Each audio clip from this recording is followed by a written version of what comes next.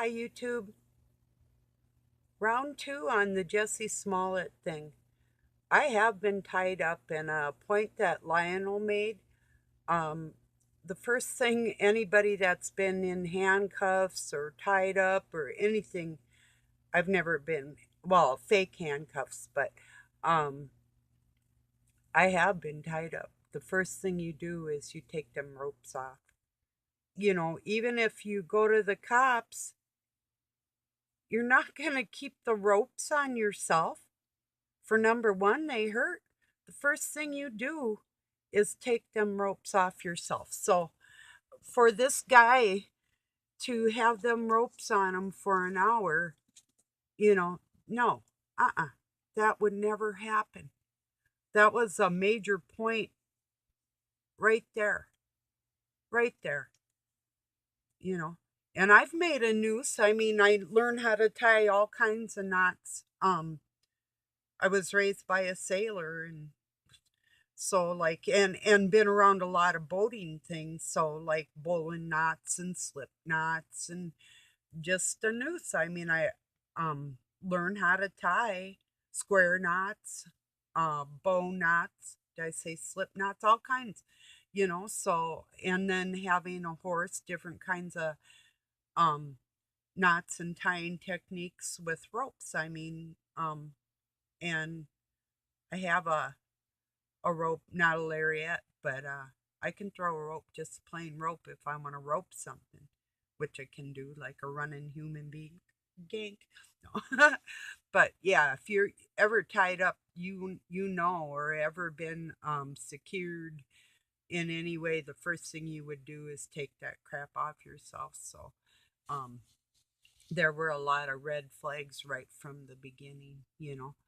And another point Lionel made was bleach. It was like 27 degrees or 27 below. It was like he would say gelid.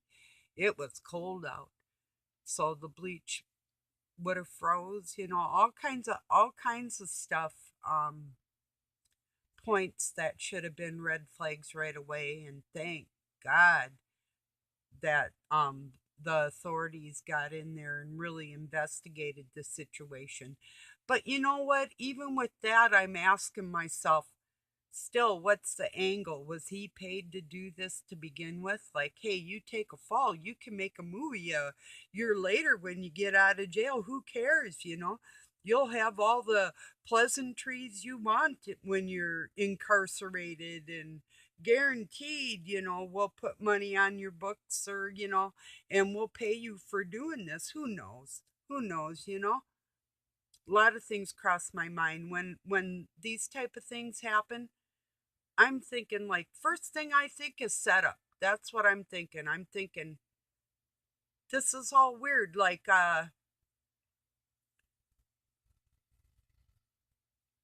like when Hillary had her email things going on, and then oh, they started like calling for Trump's taxes to be seen. This type of thing. It's like whenever people get close to getting to the truth or digging in, or presenting something, or um whenever we want to help take down the man, um Satan. Whenever we have pieces that will help expose all that crap and get it out worldwide, they come up with these little things going on that distract people. And it's not so much that it would distract me. I ask myself why. Not only like why did he do it, but why would somebody pay him to do it if that were the case? Um could be either party in that situation, if you see where I'm going. It could benefit either one in the whole outcome, either side, as far as politics is concerned. But maybe just for his career, and nobody else was involved. But something tells me that there's more involvement in this one little story than meets the eye. And maybe they can dig a little deeper into all that too and find out everything, everything. Because I just got this nagging feeling that it's not the whole thing, it's not the whole story. There's more to it. Yeah. And I think before he tries to make a movie, we should let him know we're not going to watch it. We don't like you, you know? So I'm serious. So pretty much I wanted to make that point about the rope. The first thing you would do is take those ropes off. There's no way you would keep that rope on in case somebody went to try and grab it again and restrain you. No way. You would take that rope off and probably get rid of it or hide it or, but to walk around with it on your neck for an hour, it's the dude out of his mind. If that was a friend of mine, I'd gank on that rope just because he had it on his neck. I'd be like, what are you doing, dude? You know? Or I'd help him get it off if it was real. But I mean, being that it was fake, if I knew it was fake, I'd gank on it. you know? That's, yeah, I would, you know? And that is what he deserves. I'm not saying he deserves to be hung. He deserves to have that thing put back around his neck, and each one of them guys he accused probably come and gank it a couple times. Not kill him or hurt him, just, oh, hey, you like that? You know? But a jerk. So, yeah, there's some points to that really didn't make sense from the beginning, but yeah, there's things going on in your country. Like I heard, even in the UK, there's a lot of violence going on against children and women and things that aren't actually being spoken about in the media. There's all kinds of things going on all over the world um, that the authorities aren't taking care of. There's human trafficking. Very little of that is being shut down, although some of it is. But it is a huge deal. When people go missing, I mean, that's how they do it. These babies that are born without birth certificates, there's countries where parents sell their own children, things because they're literally so destitute, so poor. I mean, yeah, terrible. But that's how, can you imagine being a baby raised by monsters right from the beginning in your life? I don't have to use my imagination. I can tell you that it is more than hell. More than hell. Hell, people deserve hell. Babies don't. Children, men, women being treated like anything they want to treat them. People don't deserve that. This needs to end, you know. And people like this Jussie Smollett makes it all the more harder for us to get into the depths of hell and get these people out and make sure it doesn't happen anymore. So it's very, very important to get the word out about all over the world that everybody, no matter what color, religion, gender, whoever, that we love each other and we're not going to fight no matter what. We're not going to let these people push us into arguing with each other when it isn't our nature, it's theirs. That's the nature of the beast, you know, to turn on each other like animals. It's not the way human beings do things. So, yeah, it's the KKK in reverse, you know. So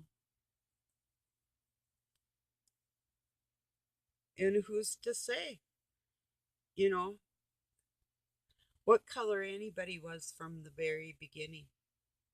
Who can honestly say? Who can prove anything? I mean, the way people are all over the world, even in your darkest cultures, you have some lighter skinned people. So that just tells me that probably most likely everybody was pretty dark to begin with, or maybe there was one dark and one light, you know. That makes absolute sense, actually, doesn't it? Come to think of it, you know. I thought of that before. That really does make sense. Maybe Eve was dark. Maybe Adam was. Maybe Adam was light. Maybe Eve was, that type. It's interesting to think, you know. And with the Satan bloodline, you know, what color is Lucifer? Or was he? I can tell you what color he is now. But everybody's from the same blood, you know.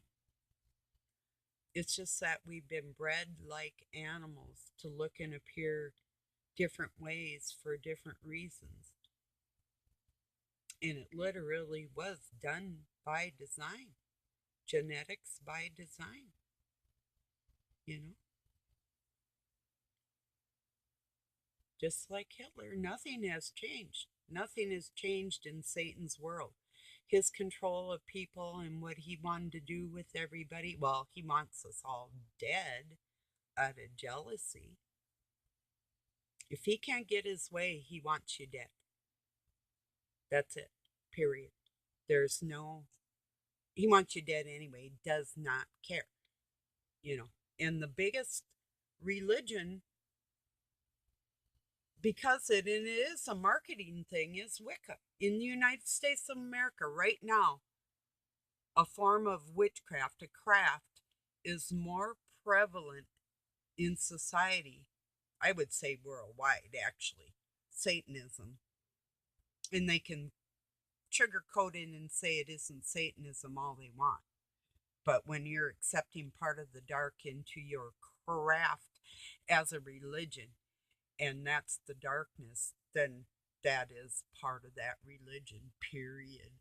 You know, so they can try and candy coat witchcraft with any name they want to coat it with, you know, and it still is not of Christ, period.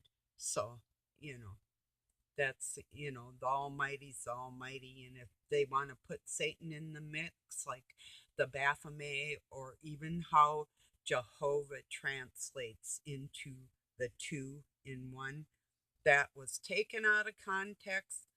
The word itself, the name itself, is not proper. And I can prove it through Aramaic.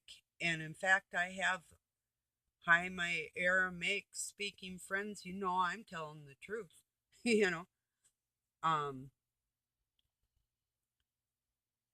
people of the Jewish faith, there's Syrians, there's a lot of people out there that, Egyptian, there's a lot of people that speak languages far more ancient than Hebrew. And these people pushing just the Hebrew or the Greek, they're so inaccurate, it changes the whole meaning, changes the whole name and the whole nature of the name. And yeah, now I'm going off on another one. So, um, but yeah, it's all the lies that they have all the way around the world trying to separate decent people. And that's just your average person. Pretty much everybody, um, most people are afraid. Most people are so afraid of Satan, they know if they only like walk on the fence and they don't jump on one side or the other, he kind of leaves them alone. But in the end, it's going to make it harder on them because they didn't choose what side of the fence to jump on, or off, rather. You know, you got to decide. There's no in between. You know, you're either a boisterous mouthpiece for God or you aren't, you know, because if you're ashamed of Him, He'll be ashamed of you. And that's true. I would too. If you were my kid and you were ashamed to say my name, I'd be ashamed of you. Makes perfect sense, you know. So, a big deal too that a lot of them still try to push is that man wrote the Bible, and it says many places that the Spirit of the Lord was within the prophets and the people, and Christ writing in God's book, His Word.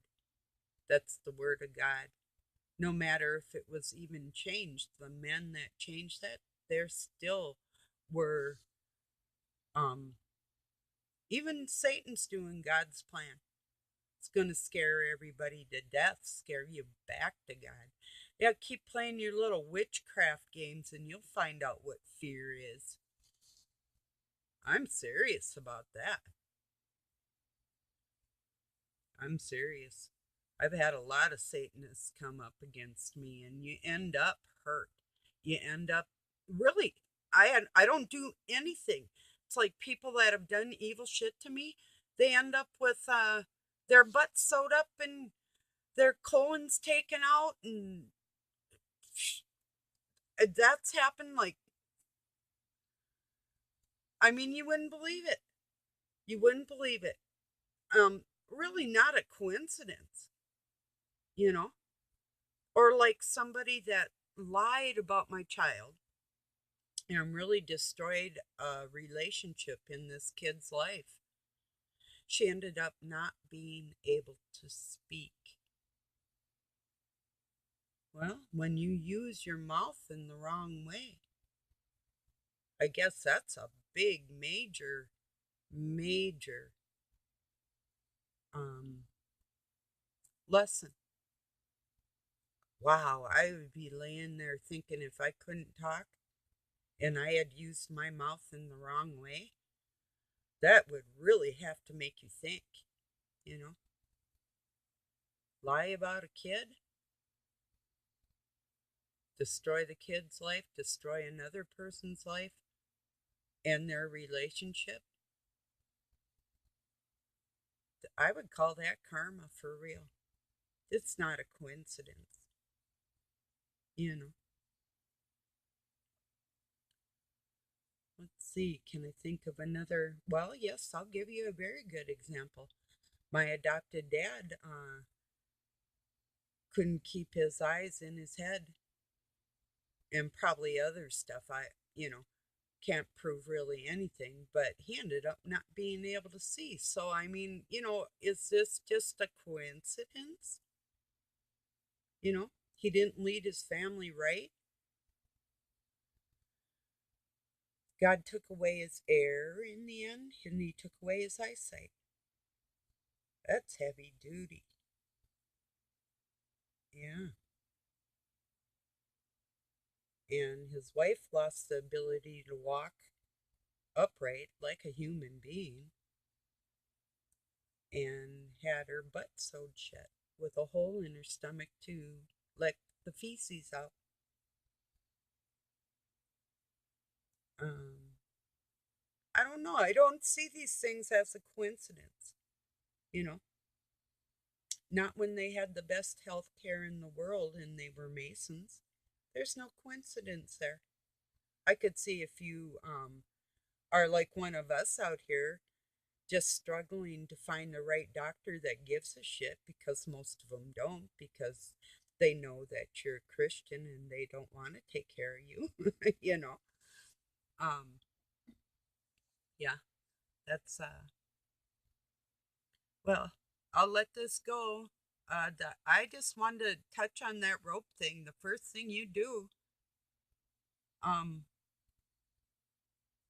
I've even been locked in a closet in the dark. I was little. I cried myself to sleep when that door was open. I came out. I didn't freaking sit there. That was really scary. But No, the first thing you do is take that damn rope off. You might, he might have kept it to go into the cop shop, but who in their right mind would keep that around their neck? No way. It's like a dog. You take their collar off and they're like, whoa, happy. So, okay, everybody, peace and love from Pine City, Minnesota, USA. Thank you for joining me, and or you'll see me. I'll see you tomorrow. Peace.